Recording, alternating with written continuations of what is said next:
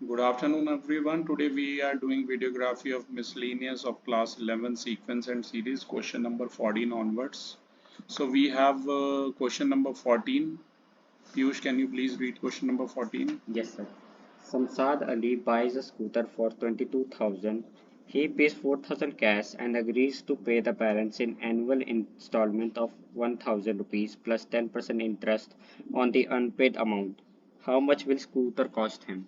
22,000 का कोई स्कूटर खरीदा है, cash payment, cash down payment है 4,000, तो रिमेनिंग बैलेंस कितना हो जाएगा 22,000 माइनस 4,000 यानी कि 18,000।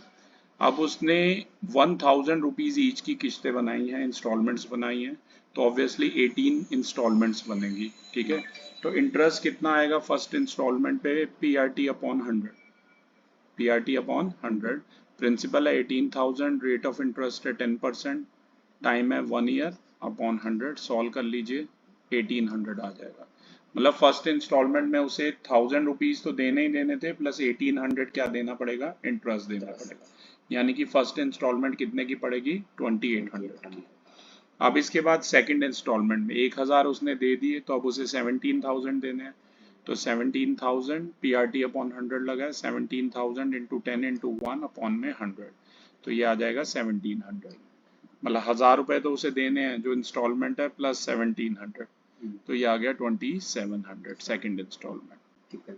ऐसे ही थर्ड इंस्टॉलमेंट प्रिंसिपल है, अब 16,000 रुपए रह गया क्योंकि 2,000 वो दे चुका है, रेट ऑफ इंटरेस्ट 10% है, टाइम है 1 ईयर, अपॉन 100, तो 1600 होगी। ठीक है, तो थर्ड इंस्टॉलमेंट हो जाएगी 1,000 प्लस 1600 यानी कि 2600 की। ठीक है, ठीक है।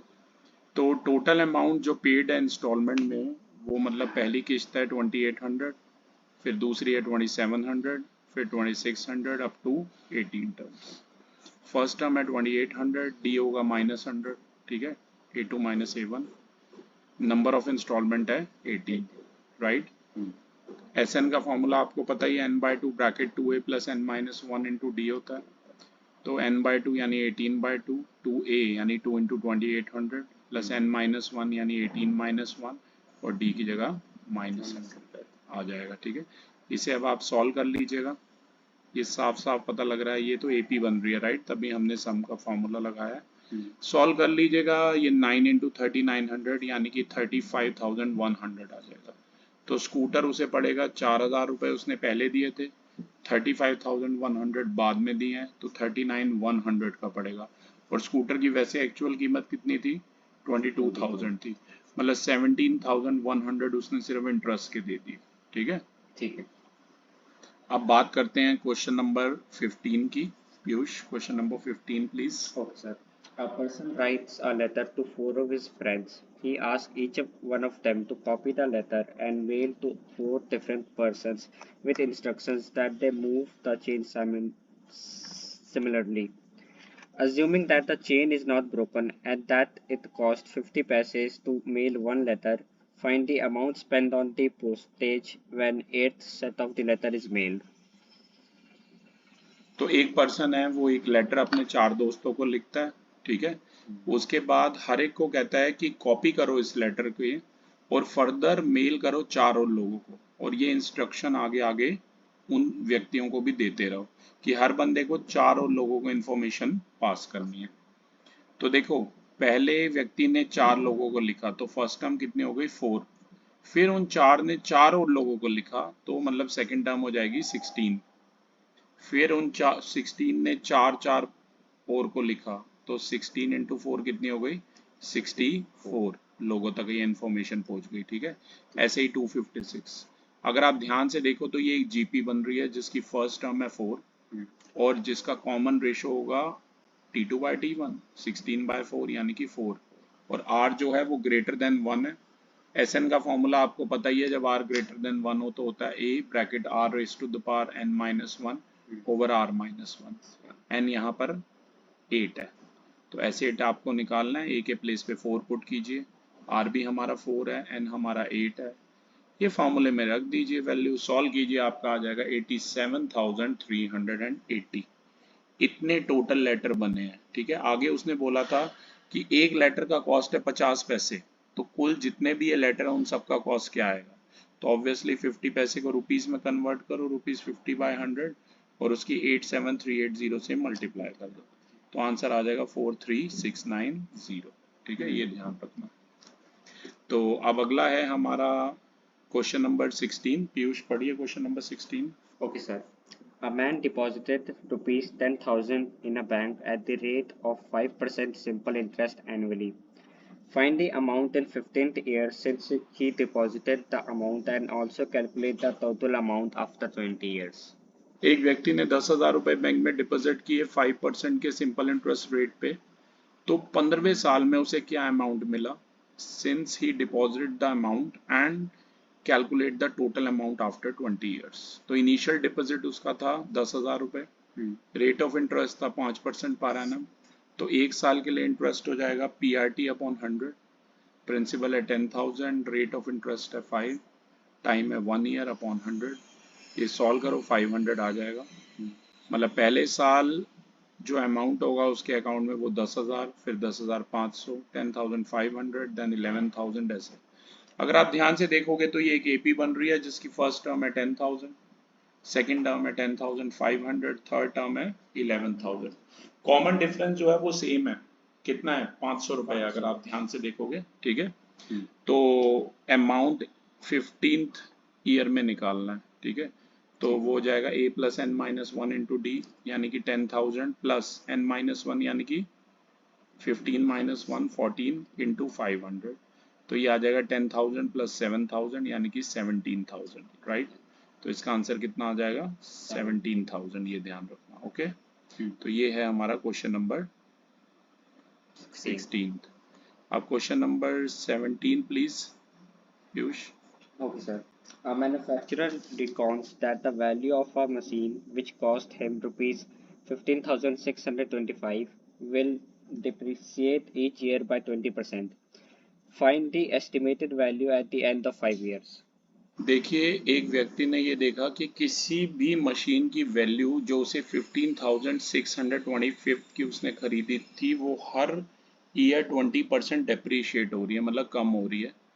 तो हमें एस्टिमेटेड वैल्यू बतानी है 5 ईयर के एंड पे। ये सब अधिकतर बेटा या तो GPAP बनेंगे या तो आपका नॉर्मल मेथड से 8th क्लास में थे हमारे ये क्वेश्चन। 8th क्लास में अगर आपको याद हो, ये सेम क्वेश्चन जो फॉर्मूला था वो था capital A is equal to P bracket 1 minus R by 100 whole की पावर n। जब भी डेप्रिसिएशन होता था, जब भी वैल्यू डेप्रिशिएट होती थी तो हम ये फॉर्मूला लगाते थे। राइट, तो अब प्रिंसिपल है 15625 और अमाउंट इस बार कम होगा। अधिकतर अमाउंट नॉर्मली जब प्लस होता है तो बड़ा होता है, पर डेप्रिसिएशन के केस में अमाउंट कम होता है। रेट ऑफ इंटरेस्ट है 20%, टाइम दिया हुआ 5। Just capital A equal to P bracket 1 minus R by 100 whole की पावर n, जो ये फॉर्मूला है, एक सेकेंड, इस फॉर्मूले में आप वैल्यू पुट कर दें। ठीक है, तो प्रिंसिपल की जगह 15625, रेट ऑफ इंटरेस्ट की जगह 20, n के प्लेस पे 5 पुट करें, इसे सॉल्व करें तो ये सॉल्व करके आ जाएगा 5120 रुपीज। सॉल्व आई होप आप खुद ही कर लेंगे। ठीक है, तो जो डेप्रिशिएटेड वैल्यू के बाद 5 साल के बाद जो कीमत रह जाएगी उस प्रोडक्ट की वो 5120 रह जाएगी। ठीक है, ठीक है सर। आगे बढ़िए अगला 18th। Okay, sir. 150 workers were engaged to finish a job in a certain number of days. 4 workers dropped out of on second days, 4 workers dropped on the third days, and so on. It took 8 more days to finish the work. Find the number of days in which the work was completed. देखिए, ये question अगर याद हो 10th के RD में भी था। 150 worker किसी जॉब को करते हैं, ठीक है, सर्टेन नंबर ऑफ डेज में, तो 4 वर्कर अगर ड्रॉप आउट हो जाते हैं सेकेंड डे पर और 4 फर्दर ड्रॉप आउट हो जाते हैं थर्ड डे पर, तो 8 दिन और लगते हैं जॉब को फिनिश होने में। तो हमें ये बताना है कितने समय में ये वर्क पूरा फिनिश हो जाएगा। तो लेट कर लीजिए 150 वर्कर्स जॉब को कंप्लीट करते हैं n नंबर ऑफ डेज में, तो 150 वर्कर कंप्लीट करेंगे 1/n वर्क को 1 डे में। ठीक है, 1/n काम को कंप्लीट करेंगे। अगर 1 वर्कर कंप्लीट करेगा 1/150 n डेज n वर्क को एक दिन में, ये 150 इसके नीचे आ जाएगा डिनोमिनेटर में। ठीक है, तो 150 वर्कर कंप्लीट करेंगे 150 अपॉन 150 n वर्क को 1 डे में, ये भी आपको ध्यान में रखना है। ठीक है, इसके बाद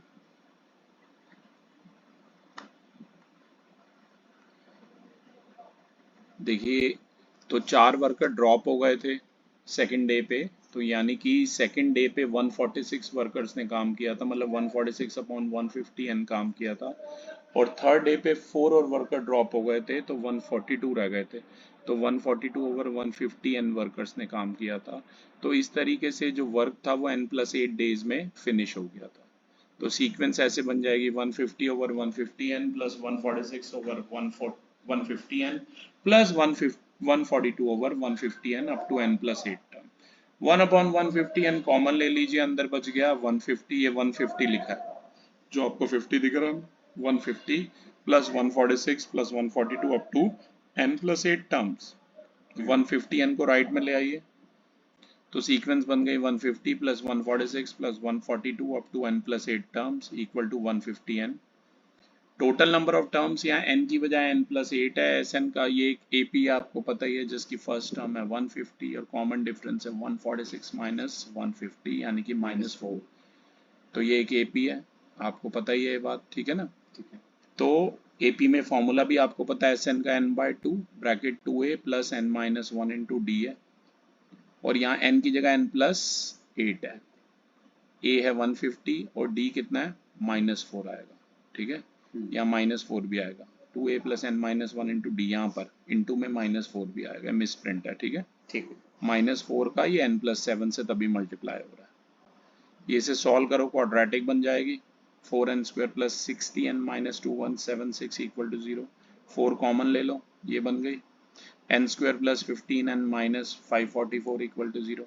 MTS से बनाने की कोशिश करो, MTS से ना बने तो किससे बनाओगे, क्वाड्रेटिक फार्मूला से, डी निकाल के और अल्फा बीटा निकाल के।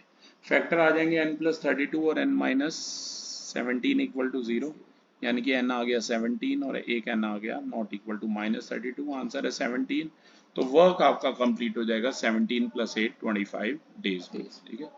तो क्लास ये आज हमारी मिसलिनियस सीक्वेंस एंड सीरीज की भी कंप्लीट हुई, और इसी के साथ इसके वीडियो भी ये समाप्त हुए NCERT से। Thank you everyone.